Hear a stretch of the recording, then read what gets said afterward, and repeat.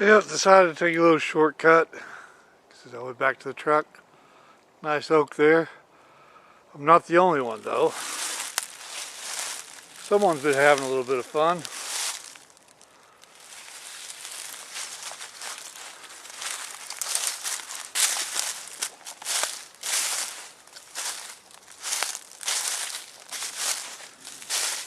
Set them up, sells up a little lean-to.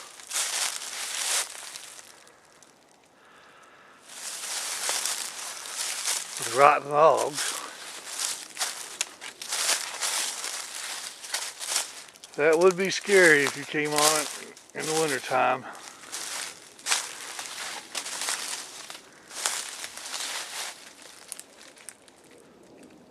But I don't see any signs of recent habitation. Maybe it was somebody's homeless shelter at one time.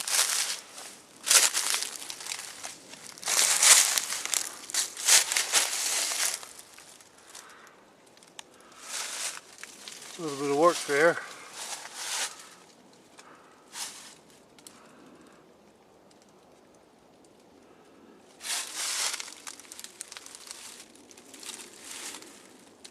Not bad. Ah, here we go. Signs of habitation. I kind of thought that was a possibility. At least some of the locals still have some originality to them.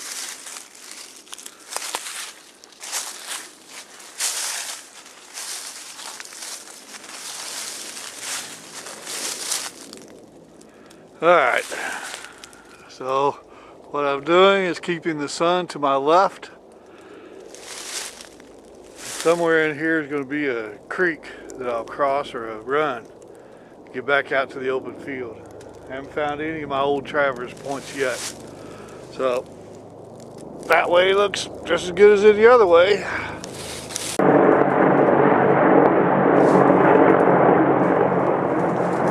Hidden by the trees.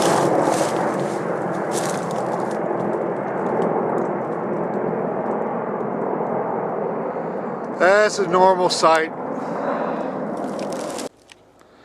Alright, I think I'll get up on the bicycle path a little bit. Interesting idea.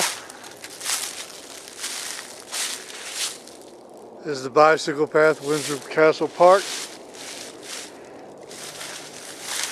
They fixed themselves up a jump.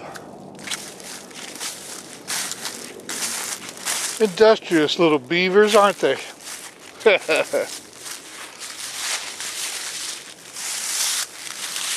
Alright.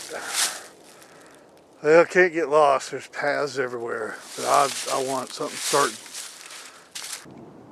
Yeah, now there's a nice trail. But we would have cut our lines through this mountain laurel on either side, and then jumped across these little ravines. And I myself and the crew I headed would have been in that muck, because the center line of the creek, when you can find it, is the property line. There's one little example of center line of Little Creek, it's called. It's just a tidal marsh. But we did all that back in 2000. Then we jump across to the other side of the ravine. We had to shoot the toe of the slope all the way around.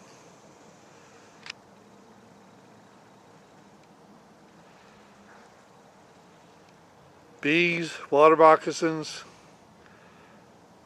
about everything you can imagine. Just another little fun fact. There's a bridge here now, a nice path. Very nice. Bridge, nice path. But when we surveyed this, nothing was here. And we had to shoot, or locate, I guess you could call it, the toe slope all the way up this ravine and through the muck and follow that where the water is, right where the toe meets the water, on that out, because that was wetlands. We had to call it edge of marsh. There was a lot of work went into this. Alright, I'm kind of up by the inner field. That field goes out to Jericho Road. That is not part of the property. But there's an iron that I set.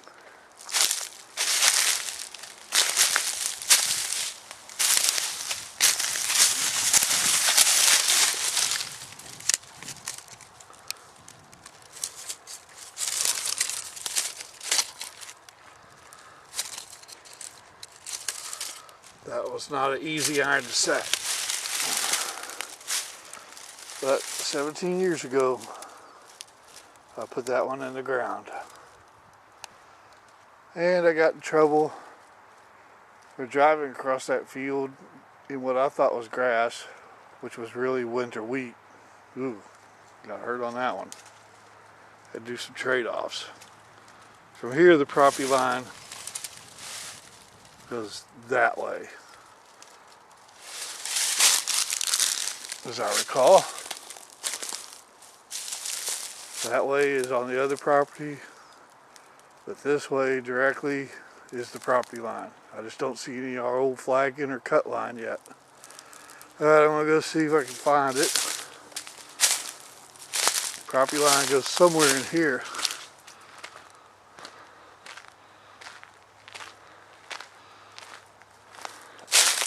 These hollies would have grown up quite a bit in 17 years.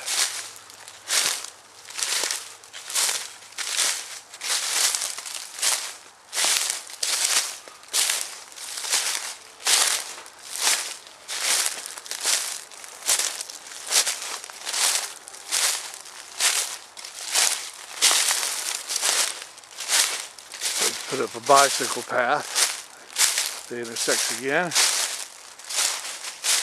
Like I said, that's not Windsor Castle. Someone's granted them permission to use it. Property line I surveyed went through here somewhere. I just don't see my cut line.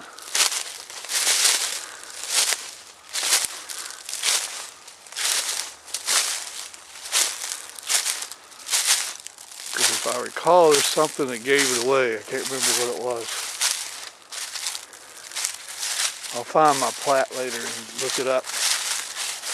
But it goes down through this tree line.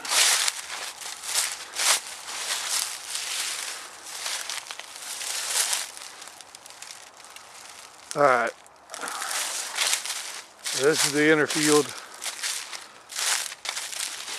Originally when I came on this, I had no idea this was here or part of the property. It's a nice field though. Good 10 acres. But the property line's coming down through here. I just don't see any of my old flagging.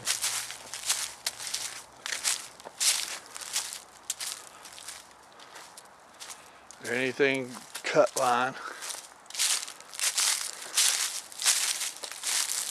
Let's try this path. Might be our old path, cut line path.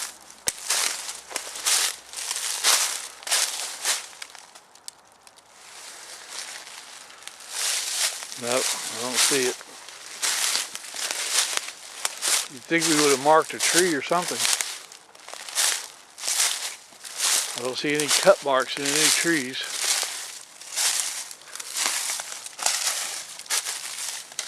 Now I know there's another iron right down here.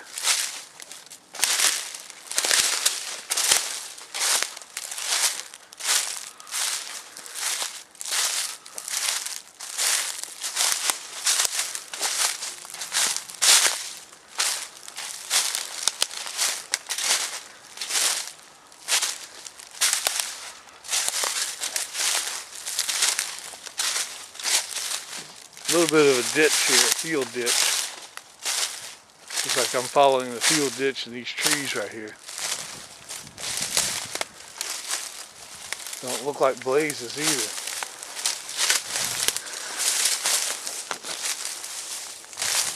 Come out a little bit. Alright, I see the other iron I set online. Headed back toward Jericho Road.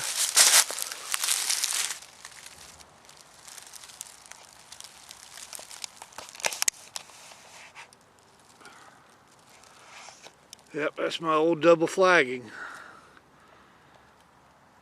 That wire flag isn't one of ours, or mine. But that 36-inch, 3/4 inch by 3/4 inch rebar is definitely something myself and the crew I headed would have set on the line. So, I know it's going down that way. I know it's headed in that direction.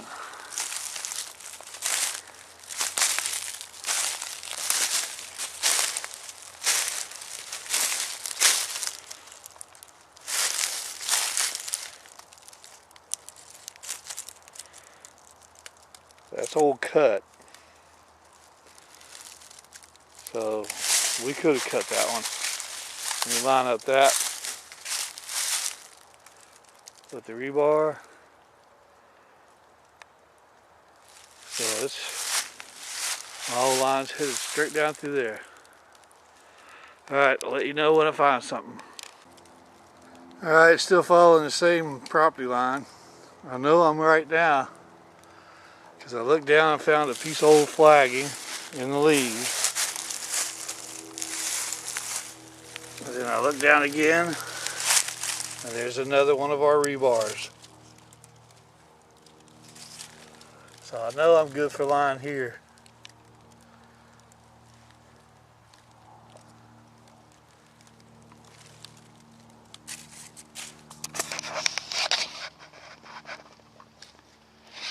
So if I line that up from behind, if I had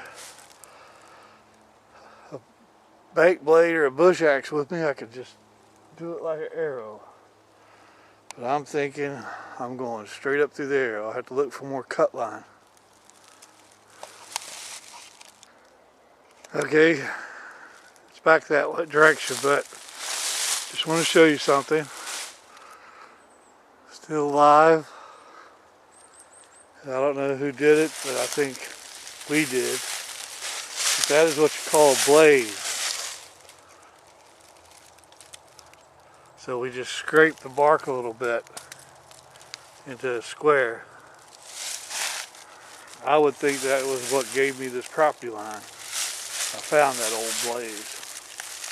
You see it better from this direction. But these aren't chops in the trees. They're blazes in the trees. That delineated between the property line as far as for cutting timber. It points toward the property line.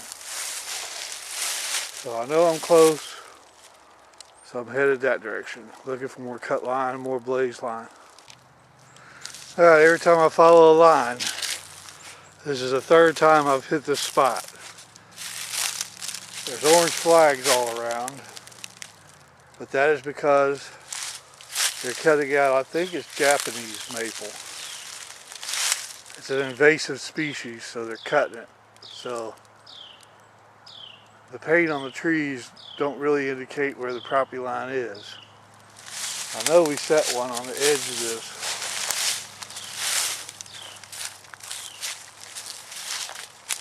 And that blaze trees tells me I was in the right track. The iron rods, I found 3 rods on the same line.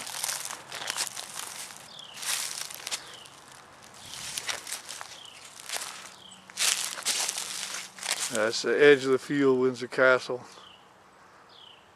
Then that line went out somewhere in there. So that path is not actually on the property line at all. Because there's a ditch running through there. And at first we thought it was, but it wasn't. But I know the line was here pretty close. Now, if I could just find the traverse line for the B story, I'd be doing a lot better.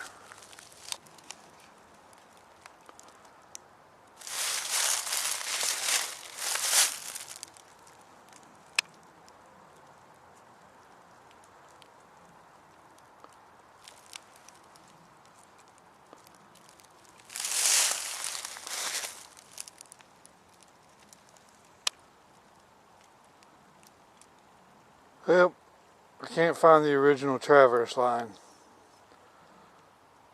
I found the property line.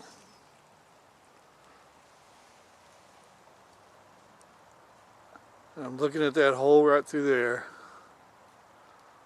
17 years ago, that was clear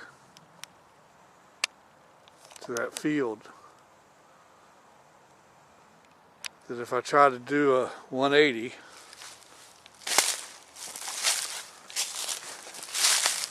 turn, there's the iron, there's the line. Somewhere up there was a straight line. Why I can't find any cut line, I don't know, but it's where I found the blazed tree at. So I know this is it. So I guess I'll set this down and tell you the story of the cut line and the bees.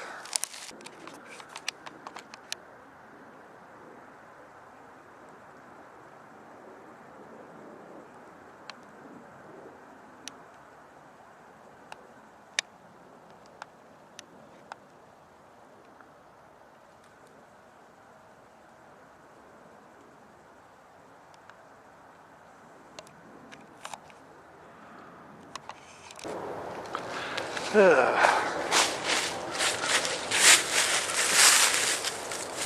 let's see if I can make this story short as possible. Sitting here on Windsor Castle on the interior field.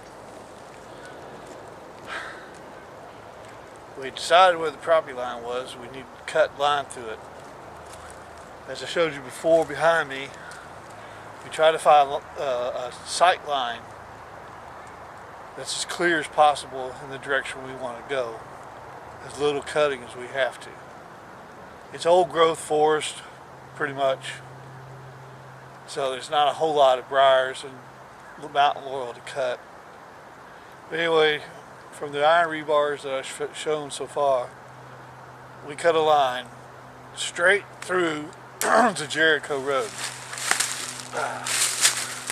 Now we couldn't see all the way from this high top to the high top across the run in the ravine, so we had to stop halfway.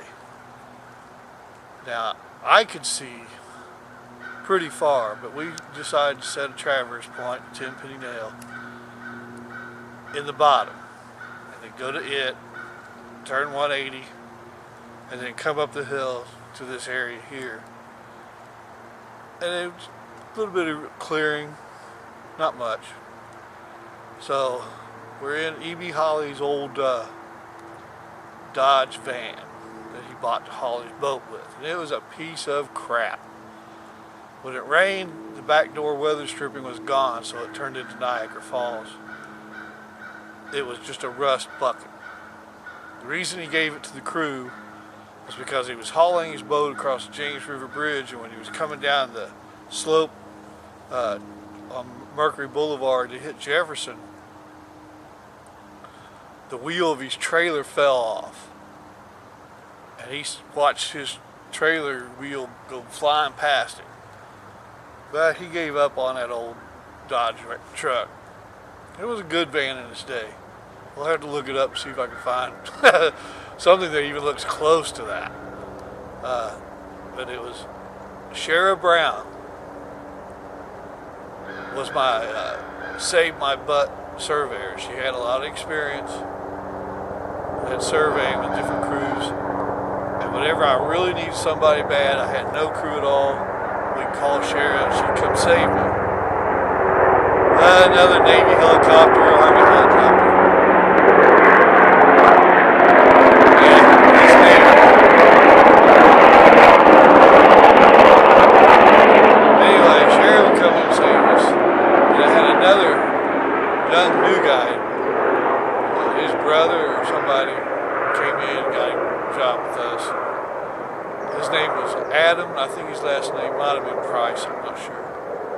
But Adam didn't know anything about surveying, cutting line, or anything, but he could carry instruments. And he knew a lot about rock and roll and progressive music, so he was an encyclopedia for that. But anyway, get to the story. Shara sets the traverse point down in the gut. And then I bring the instrument, the tripod, with the total station down to the gut. And I backsight Adam up at the field at the top. And then I turn and then shoot Shara here with her range pole and string line. So she sets that and she comes back down. I believe this is how it happened, not for sure. But she comes back down to the bottom of the gut where the little wet weather run is. And as soon as I picked up that tripod and started to walk this direction up the hill to the smaller field, ground bees. I mean, a lot of ground bees. Just, they were within 10 feet of where I've been sitting the whole time. I don't know why they didn't get me, but I think I hit them first, and they come out of the ground in single file, and they formed a swarm. And I knew Shara was allergic to bees, but I had this tripod on, this heavy equipment, and I didn't want to tear it up and drop it. So I look at Shara and I go, Shara, run! So Shara runs back up the traverse line. Now in surveying, when you hit bees, you never ever run up a traverse line. The reason being is it's clear and they can follow you. The first thing you do is dive into some brush, thicket, anything you can do to knock them off of you. But she ran up there and I just stood there, not moving. And the bees all followed Shara up the hill. So I started to back out, and it was winter time, so I could see pretty well. And all I saw on the other end of the traverse line in the field, it's like a tunnel through the woods, is I'd see Shara run this way, then I'd see Shara run that way, then back, and then forth, all the time doing this. I'm sorry, Shara. But so I got out of there, set down the instruments, and I worked my way back up to where they are, back where the truck is and everything. And I told Adam, I said, Adam, you stay here with the instrument. I've got to run Shara to get her some help, some Benadryl or something. So we hop in the old Dodge van, terrible old van. I go speeding down Jericho Road. This is before anything was developed, gravel road. I get into town, we go to the Main Street Pharmacy. We pick up some Benadryl for allergies, I think it was. And she took that. And then I go rushing back to the office on South Church Street, E.B. Holley's office. And I pull into there real quick. And I go in and I tell him what's happened. Shara is starting to swell up. So he's going to take care of that. I said, well, I've got to go back and get Adam. Adam's babysitting all the equipment. So before I could pull out of E.B. Holley's parking area, I had it turned to the right. As I pulled out, the driver's side wheel assembly, the whole wheel fell off. And the old Dodge van just went, ugh, like that. So that was gone. I can't recall, it took a little while, an hour or so, but I can't recall, I think maybe EB got in his truck and we came out here and got Adam, and that was it for the day. And I think Shara might have taken a couple of days off. But that part where I just looked at her and said, Shara, run! And stood still, and they all chased her out to that field, and all I could see was that little tunnel like that, and Shara going, zoom, zoom, zoom. Sorry, Shara, but that was funny. Not as funny as the wheel falling off, because it could have fallen off while I was doing about 60 miles an hour to get you help. Alright, that's it for now.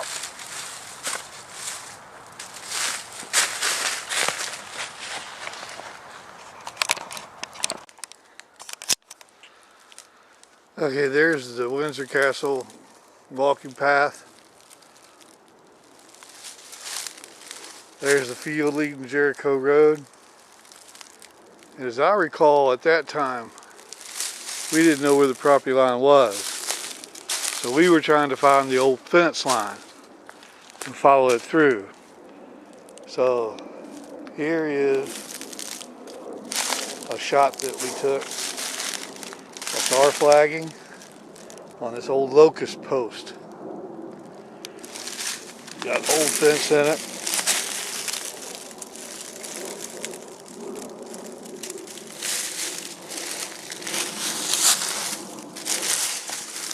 So this line kept going in that direction, and I just found at Old Traverse Point some flagging nearby it. This is where it really got rough. We went straight into that mountain laurel and down into the gut there. So I think we tried to stay on top of the ridge. If you look down through there, it's kind of open. But this is not part of the property of Windsor Castle. This is owned by a private landowner. So this is the part of the line I call the Adam Price line because of what the next story I got to tell. All right, here we go. Let's go look for it. Oh, well, that's the first definite cut line I've found.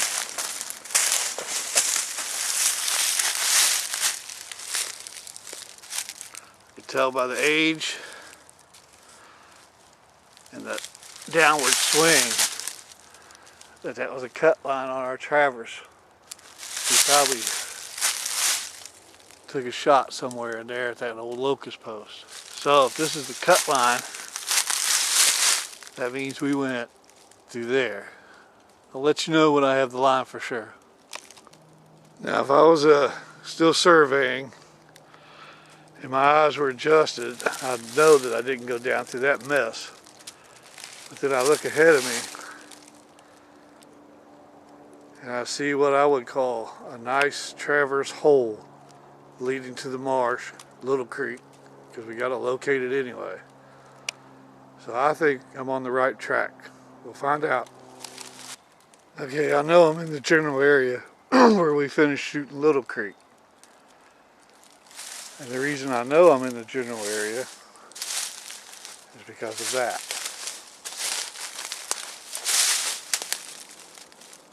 Flagging that I put there 17 years ago. I think I was out on this point, possibly. I don't see the cut line. Mountain laurel has grown up so much. So we were in this general area.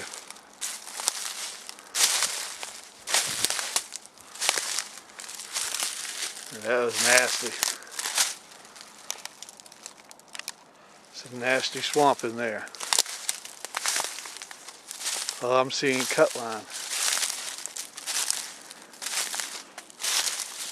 Oh, that's a possibility.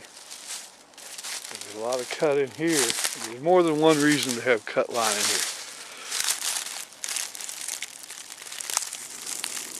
There's some old flagging.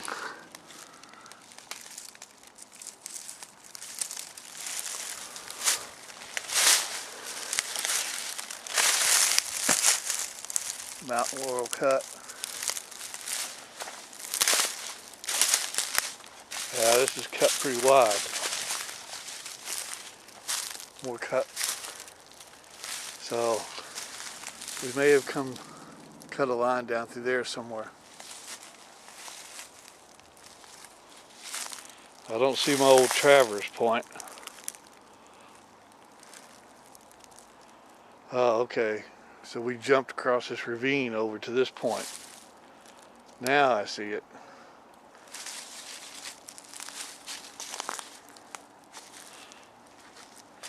Little path leading down. Alright, I guess it's about time to tell you the story. We're in the general area. And I'll take a little zoom in to the muck that's down there. Nothing but deer paths in here.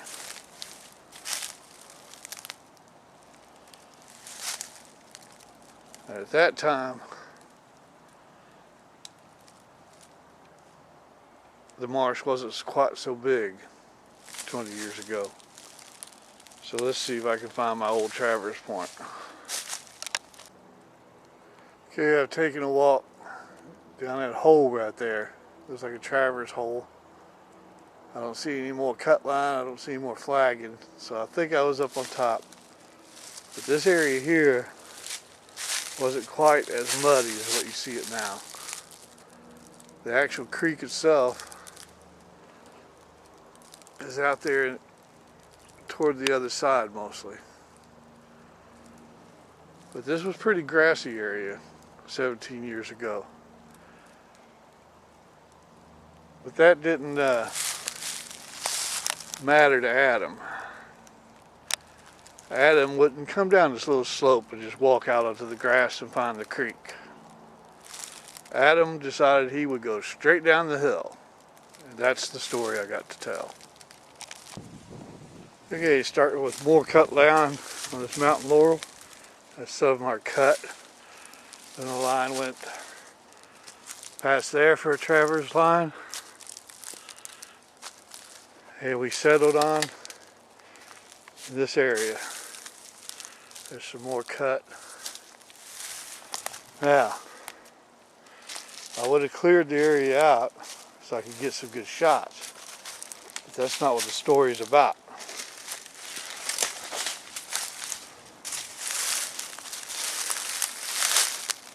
There's a lot of mountain laurel growing back here.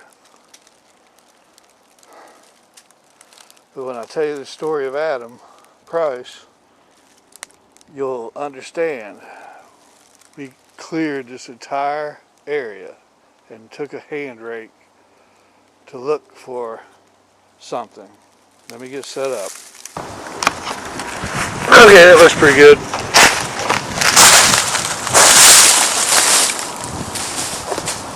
Like I was saying before, I'll probably set up right here. Cut all around me. I can see the toe, I can see the swamp, I can see the center line of Little Creek. So Adam and I, after we finished cutting this line all the way out through here, joined in with the other travelers. It was just me and him. So I said, I need you to go out to the side of the creek, because then you could walk to it and see it. And every time I take a shot, you just tell me it's 4 more feet to the center line of the creek, or it's 5 feet, or it's 10 feet. You don't have to get in the creek. Well, I don't know why they didn't go over very well, or he didn't understand it, but he takes off straight down this hillside right here. And instead of going down this path that I walked you around, when he gets to the bottom, he's up to his chest in mud. And he keeps on going till he gets back out on that little grassy area of marsh. It was pretty well solid there. So he gets back up there. I said, okay, we'll finish out the day, we'll come back. So I'm sitting there shooting him, taking the sight. And all of a sudden I see him lean way out over the center line of this 10-foot wide tidal creek. And it's mucky as everything that he just came out of. So as he's leaning, he just goes in all the way. He keeps his prism pole up like that. But it looked like a water buffalo stuck in the mud with a tiger or a lion on its back just chewing into it. I mean, he was just all over, flailing and everything. I had a pair of tennis shoes on. I walked back down the hill. I walked out the grassy marsh area. It was solid. I walked right up to him in the middle. He was in the middle of the mud in the tidal creek. I go, here, hand me the pole before you lose it. So I got the pole back and he was just covered in mud. That was the end of this setup for that day. So we come back the next day. He gives me a sight across the ravine on our traverse point over there.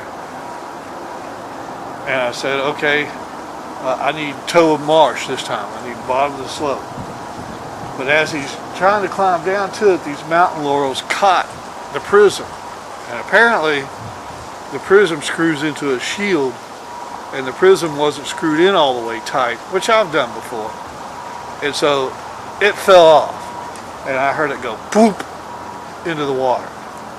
I go back and tell E.B. Holley, we've lost this thing in the mud. We tried to look for it, but we've lost it. It's just it's plastic with a plastic prism in it. It's only about that big. So E.B. says, here, take the metal detector and go find it.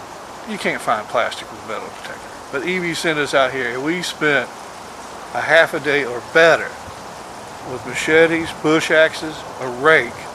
We cleared this entire hillside because I figured it hit a limb and it popped it somewhere. We cleared the hillside. I put Adam back in the mud again, and he went down with his hands trying to find it. It's yellow body, plastic, the screw in part's brass. To this day, 17 years ago to this day, I've never found it. And E.B. never let the crew down for that one either. If I just buy you new equipment, you'll just lose it or you'll break it. If I buy a good survey crew truck, you'll just wreck it. So that's the story of the Adam Price line at Windsor Castle Park and the Mountain Laurel hillside. Oh man, I've never seen anything like that. And of course, 18 years of surveying, you see a lot.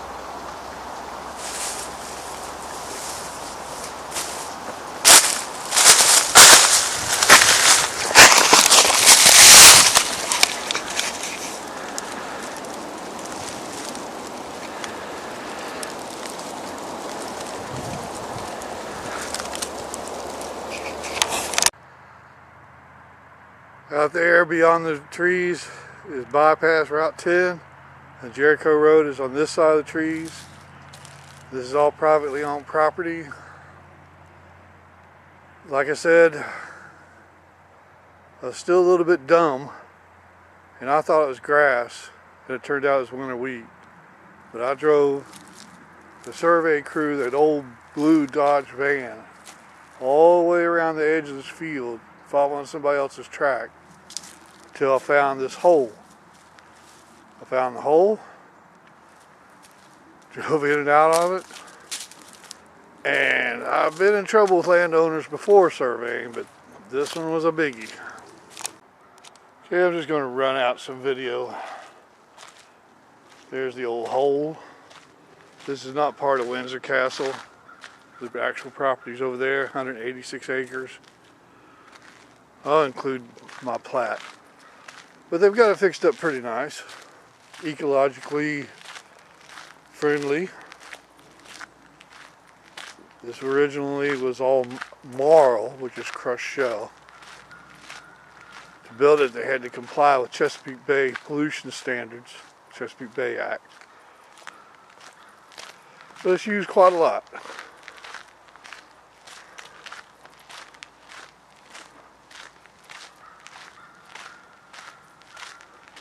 Me, I like to take the shortcut every once in a while. But I've been in the woods long enough, so we'll come back to it.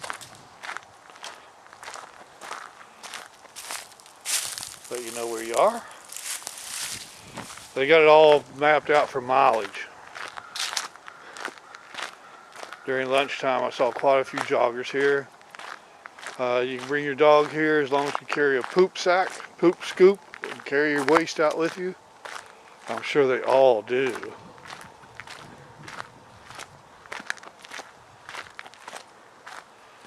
But none of this was here at all when I surveyed this property.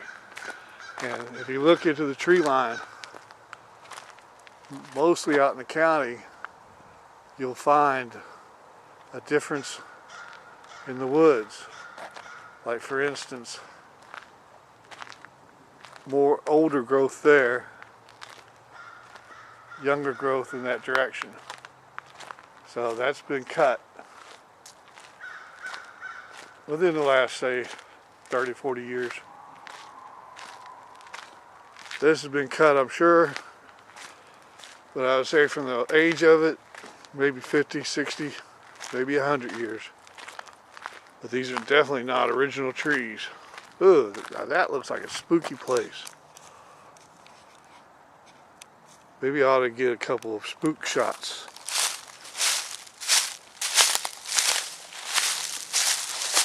Oh, crows in the trees.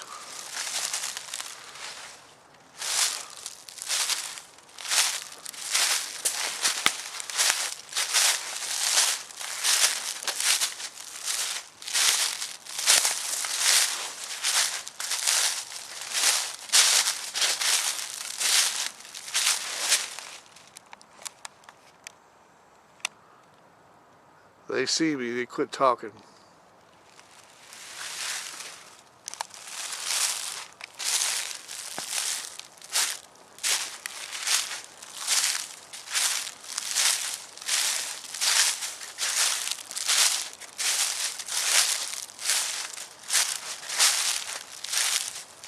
Quicksand.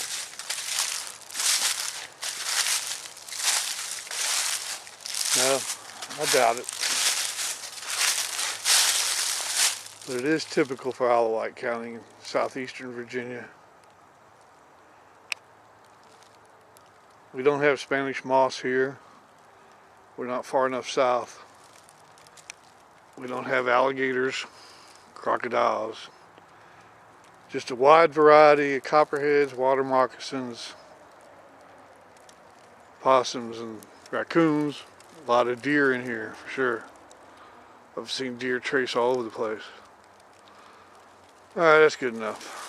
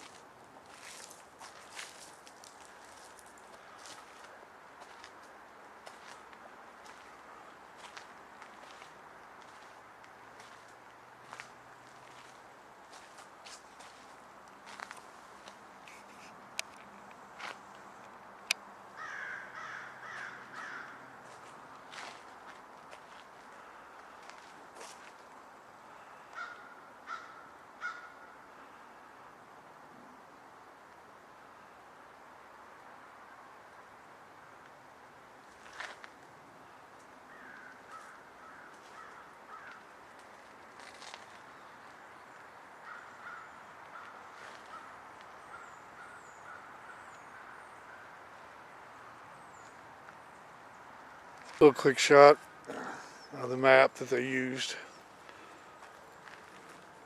Alright, we were out on this point in here. That's Little Creek.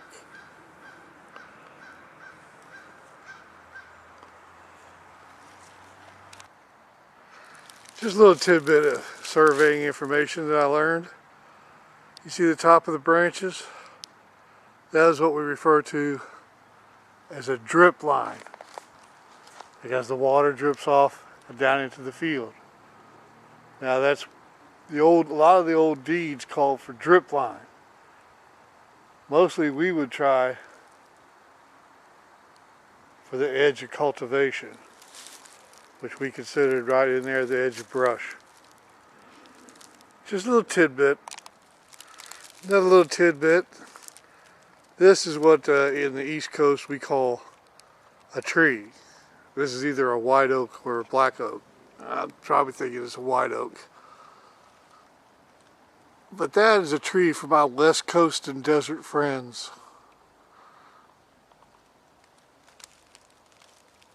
And there's gum trees, pine trees. In the pine. For my West Coast and desert friends, these are trees.